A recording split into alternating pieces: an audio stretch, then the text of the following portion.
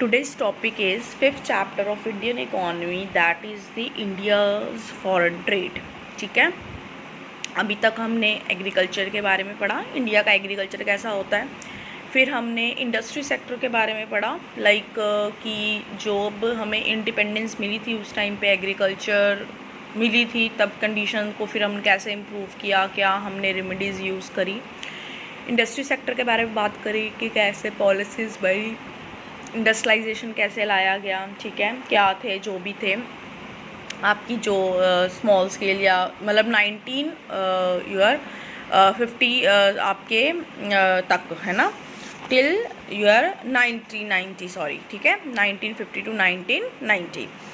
आज हम स्टार्ट करेंगे यूर इंडियाज़ फॉरेन ट्रेड। ठीक है, फर्स्टली हमें पता होना चाहिए कि what is international trade, what is foreign trade. Most of you know that what is foreign trade. Foreign trade is basically trade between the international boundaries. ठीक है ना, मतलब डोमेस्टिक ट्रेड होता है जो सिर्फ अपने नेशन में किया जाता है। इंटरनेशनल मीन्स कि जो इंटरनेशनल बाउंड्रीज पर होता है। ठीक है, export and import is known as basically your foreign trade. ठीक है, जब आप डोमेस्टिक मतलब डोमेस्टिकली जब आप ट्रेड कर लेते हो, उसके बाद जो भी आपके पास एक्स्ट्रा कह लो कि सरप्लस बच जाता है, ठीक है, उस अमाउंट को जब आप एक्सपोर्ट करते हो, ठीक है, या जो शॉर्टेज होती है वो अगर आप मार्केट बाहर से कंट्री से इंपोर्ट करते हो, ठीक है, तो उन चीज़ों को क्या कहा जाता है, आपका फॉरेन ट्रेड। ठीक है, अब बात आती है कि फॉरेन ट्रेड की कैसी कुछ मेन पॉइंट ऑब्जर्वेशन आपने पीछे करे ही थे। क्या थे, देखो, जो international specialisation is based on the principle of comparative cost advantage. ठीक है, कि हमें किस में कॉस्ट का एडवांटेज हो रहा है, लाइक अगर हम वो चीज़ यहाँ प्रोड्यूस कर रहे हैं तो हमें सस्ती पड़ रही है, या बाहर से अगर हम इम्पोर्ट कर रहे हैं तो। ठीक है, उसके बाद जो कंट्री की स्पेशलाइजेशन कौन से गुड्स पे है, क्योंकि बहुत से ऐसे गुड्स हैं जो कि नेचर पे डिपेंड करते हैं उनका प्रोडक्शन, और सम टाइम क्लाइमेट्स होते हैं, बहुत कुछ चीज़ें होती हैं। ठीक है, तो वो कहाँ पर वो है अवेलेबल, राइट। अब जैसे देखो, export of goods to the rest of the world, what a price higher than in the domestic market. ठीक है, समटाइम्स जो है हम अगर बाहर के देशों में चीज़ें बेचते हैं तो वो ज़्यादा प्राइस से मिलते हैं, तो पे भेजते हैं, है ना, प्राइस चार्ज करते हैं, तो हमें प्रॉफिट भी ज़्यादा होता है। ठीक है, इम्पोर्ट जब हम करते हैं, ठीक है, at lower price than India, like क्योंकि अगर हम कोई चीज़ें इंडिया में प्रोड्यूस करें, हमें वहाँ पर हो सकता है कि हमें प्राइस ज़्यादा पड़ता हो, कॉस्ट ज़्यादा पड़ेगी तो प्राइस भी ज़्यादा पड़ेगा, और बाहर से हमें वही चीज़ सस्ती मिल जाती है तो हम उसको इम्पोर्ट कर लेते हैं। मोर ओवर इससे क्या होता है, इससे एक रिलेशनशिप डेवलप होता है, हमारा जीडीपी इंक्रीज होता है, हमें वाइड मार्केट मिल जाती है ना। So these are some features of international trade. अब बात आती है कि जो है इंडिया का फॉरेन ट्रेड कैसा था at the time of independence. जो आप सबको पता है, फुली एक्सप्लॉयटेशन थी। ठीक है, रॉ मटेरियल को यहाँ से क्या किया जाता था, एक्सपोर्ट किया जाता था, और फाइनल गुड्स को क्या किया जाता था, इम्पोर्ट किया जाता था। ठीक है, और क्या था बेसिकली, अगर डिस्क्रिमिनेट टैरिफ पॉलिसी थी, कि मतलब अगर आप रॉ मटेरियल को एक्सपोर्ट कर रहे हो तो आपको कोई टैरिफ पे करना नहीं पड़ रहा, और जब आप फाइनल गुड को इंपोर्ट कर रहे हो तो कोई टैरिफ नहीं करना पड़ रहा। नो डाउट उस टाइम पर हमारे पास ट्रेड सरप्लस था। ठीक है, हैंडीक्राफ्ट डिके हुए थे इसी चक्कर में, क्योंकि कंपटीशन आया था बाहर से, क्योंकि जब बाहर से फाइनल गुड बनकर इंडिया में आने लग गए तो डेफिनेटली उसने इंडिया के हैंडीक्राफ्ट को क्या दिया, कंपटीशन दिया। जब कंपटीशन मिला तो इंडिया का हैंडीक्राफ्ट क्या हो गया, इंडिया का हैंडीक्राफ्ट कहीं ना कहीं हमारा डिसअपियर होना शुरू हो गया। सरप्लस तो ज़रूर था फॉरेन ट्रेड का, बट वो सरप्लस कैसा था, क्योंकि एक्सपोर्ट ज़्यादा थे। ठीक है, पर रॉ मटेरियल के कहते हैं ना कि घर की चीज़ अगर बेचकर कमाया भी तो वो कमाया अच्छा नहीं माना जाता। ठीक है ना, हाँ, प्रोडक्शन करके कुछ कमा रहे हो दैट इज़ समथिंग गुड, है ना, बट अगर घर का ही रॉ मटेरियल देकर और अपना जो बेसिक, जिसे हम कहते थे उस टाइम पर इंडिया को सोने की चिड़िया कहा जाता था, इट्स नॉट डजंट मीन कि हाँ वहाँ पे सोना था, सोना मीन्स कि रिच इन रॉ मटेरियल था। अगर वो बेचकर अगर आप इनकम भी ला रहे हो तो ये एक अच्छा साइन नहीं है। ठीक है ना, अब बात है थी मतलब ये देखो उसके बाद डाटा दे रखा है हमारा। उसके बाद है कि जो ब्रिटिश रूल ने एक्सप्लॉइट करे इंडियन इकोनॉमी को, क्योंकि वो सोर्स ऑफ रॉ मटेरियल मानती थी और market for their final goods. अब है कि composition of trade indicates the backwardness of economy in our export include the largely, वही अगेन वही चीज़ रिपीट हो रही है, जो मेन फीचर वही है कि हाँ जी लार्जली जो है रॉ मटेरियल को जो क्या किया जाता था सेल मतलब बाहर जो है एक्सपोर्ट किया जाता था और लार्जली फिनिश्ड गुड को इंपोर्ट किया जाता था। वही आप लिख सकते हो अगर आपको क्वेश्चन सपोज आया कि India's foreign trade at the time of independence, तो वो सारे आप फर्स्ट चैप्टर वाले फीचर्स डाल सकते हो।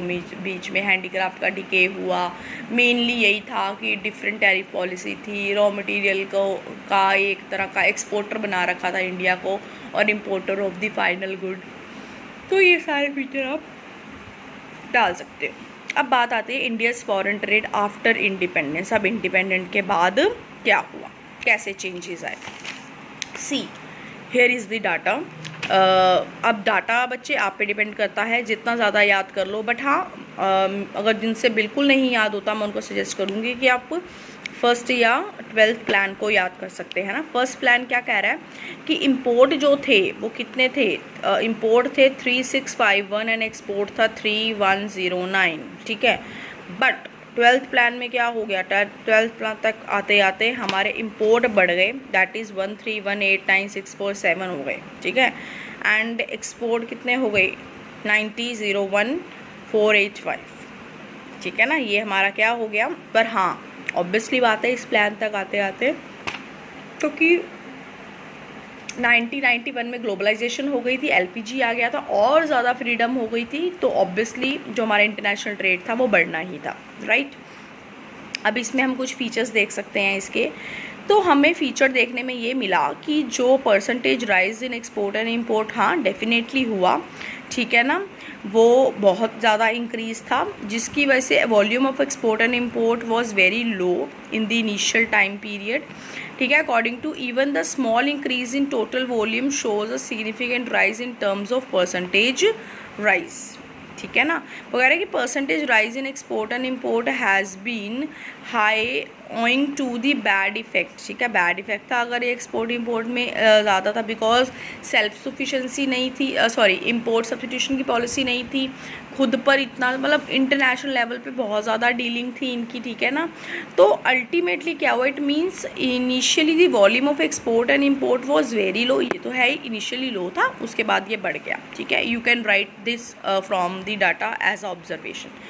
उसके बाद while over the time India's export and import has tended to rise, ठीक है, ग्लोबल शेयर इंटरनेशनल ट्रेड में, बट फिर भी कम था। लाइक कहते हैं कि इंडिया ने तो ग्रोथ करी, इंडिया का शेयर तो इंक्रीज़ हुआ उसके कंपैरेटिवली, लेकिन ग्लोबल में अभी भी कमी था, अभी भी थोड़ा ही था, क्योंकि ग्लोबल में और देशों ने बहुत ज़्यादा लेवल पे इंक्रीज़ कर लिया as compare to other nations, right. उसके बाद है it is only after the initiative of economic reform जो 1991 में आया, एलपीजी आया, उसके बाद जो है world trade has tended to improve. तो हमारा वर्ल्ड ट्रेड भी क्या हुआ, इम्प्रूव हुआ। And in 1516 India share in export rate was 2.0% and import rate it was 2.4%, but still our imports are more than our exports, ठीक है। Again it is only after the economic reform के बाद ही जो change of volume of trade has been significant, वो ज़्यादा important हुआ। मतलब एलपीजी ने एक नया टर्म दिया था, दैट इज़ 1991 की जो आपका इकोनॉमिक रिफॉर्म आया था, ठीक है ना। तो आप इसमें यही लिख सकते हो थोड़ा सा कि आफ्टर इंडिपेंडेंस यही हुआ कि नो डाउट हमारे एक्सपोर्ट एंड इम्पोर्ट इंक्रीज़ हुए थे, ठीक है, इंक्रीज़ हुए थे। आप थोड़ा डाटा लिख सकते हो, ठीक है, बट वर्ल्ड ट्रेड में जो है इनका शेयर फिर भी डिक्लाइन ही हुआ था, ठीक है, अगर इंडिविजुअली इंक्रीज़ भी हुआ तो इकोनॉमिक रिफॉर्म की वजह से यहाँ इसमें इम्प्रूवमेंट आई थी, ठीक है ना। उसके बाद है आपका कॉम्पोजिशन। कॉम्पोजिशन मतलब होता है कि इंडिया ट्रेड के पाथ्स, लाइक है ना, कि मतलब इसमें बेसिकली क्या था, मतलब क्या मेजर चेंजेस, जो भी कह लो आप, चेंजेस बोल लो, कॉम्पोजिशंस कह लो, है ना। पहला वो कह रहा है कि percentage in decline in the percentage in the share of agriculture export. पहले क्या होता था कि एग्रीकल्चर एक्सपोर्ट को ही वो सारा शेयर करते थे, लाइक जो भी आपका एग्रीकल्चर प्राइमरी सेक्टर से मटीरियल निकलते हैं। अब उसमें आफ्टर इंडिपेंडेंस जो है अब इस टाइम पीरियड में डिक्लाइन आया था। अब उन्होंने सिर्फ और सिर्फ एग्रीकल्चर की चीज़ों को एक्सपोर्ट करना बंद कर दिया था। That India started using it farm product as a raw material for its own domestic industry. उन्होंने बाहर भेजना बंद कर दिया था, ठीक है। And substantial rise in the India's population has raise the domestic consumption. और जब पॉपुलेशन भी बढ़ी तो इंडिया में ही उन चीज़ों की डिमांड बढ़ गई, तो फिर अगर जो कह लो कि एक्स्ट्रा बचता ही नहीं था, सरप्लस बचता ही नहीं था कि वो बाहर क्या कर सके, उसको एक्सपोर्ट कर सके। उसके बाद decline in percentage share of conventional item. बच्चे कन्वेंशनल आइटम अगेन कहीं ना कहीं ये आपके प्राइमरी सेक्टर से रिलेटेड होती हैं। जैसे हो गया तुम्हारा jute, T, food grains, minerals, है ना। इन कन्वेंशनल जो कह लो कि आपके थोड़े जो हमारी पुरानी लाइक जो इंडिया को जिसको सोर्स माना जाता है कि हाँ इंडिया से ही आते हैं, उन चीज़ों का जो था उन्होंने ट्रेड करना भी क्या कर दिया, कब कर दिया, ठीक है। मतलब पहले उनका बहुत बल्क में होता था, these item constituted the bulk of India's export, बहुत ज़्यादा अमाउंट में करते थे। But now plan development programs in place and domestic demand for the conventional item has tended to rise. अब डोमेस्टिक डिमांड ही बढ़ गई है, तो अब ये बाहर एक्सपोर्ट नहीं करते थे। And third one is increase in the percentage share of the manufactured goods, क्योंकि अब इन्होंने अपनी इंडस्ट्रीज़ ओपन करी थी, अब ये मैन्युफैक्चरिंग गुड्स को एक्सपोर्ट करते थे, ठीक है ना। Like jewellery in India highest exporting category of goods, है ना। अभी इन्होंने अपनी इंडस्ट्रीज़ ओपन कर ली थी, तो वो चीज़ों का एक्सपोर्ट इन्होंने स्टार्ट कर दिया, तो डेफिनेटली ये एक पॉजिटिव साइन था। अब देखो, it is showing significant sign of the structural transformation from the predominance of primary sector to that of the secondary and tertiary sector, ठीक है, राइट। अब ये एक तरह से क्या है, ये एकदम से ही कह लो कि ऑब्वियसली ये ग्रोथ ही थी, ये बिल्कुल ही चेंज हुआ उनका, कि पहले वो सिर्फ किस पे डिपेंडेंट थे कि प्राइमरी सेक्टर को ही एक्सपोर्ट करना है, उसी पे ज़्यादा लोग वर्किंग में थे, ठीक है ना। अब धीरे धीरे उन्होंने अपनी इंडस्ट्रीज़ ओपन करनी स्टार्ट करी। इंडस्ट्रीज़ ओपन करने के साथ साथ उन्होंने इंडस्ट्रीज़ प्रोडक्ट का एक्सपोर्ट करना, अपनी मार्केट इंक्रीज़ करनी उन्होंने स्टार्ट करी, and definitely it is a positive sign, ठीक है ना। now your is next is inward looking trade strategy, ठीक है। इनवर्ड लुकिंग ट्रेड स्ट्रैटेजी, भाई बच्चे इससे पहले तुम्हारा डायरेक्शन वाला है वो यू कैन लर्न, बिकॉज वो जो है ना वो सिर्फ डाटा एंड यूर है कि किस ईयर में कैसा हुआ, किस ईयर में कौन सा ज़्यादा एक्सपोर्ट था, कहाँ पर कम था, वो सारा है, ठीक है। डायरेक्शन वाला टॉपिक यू कैन लर्न।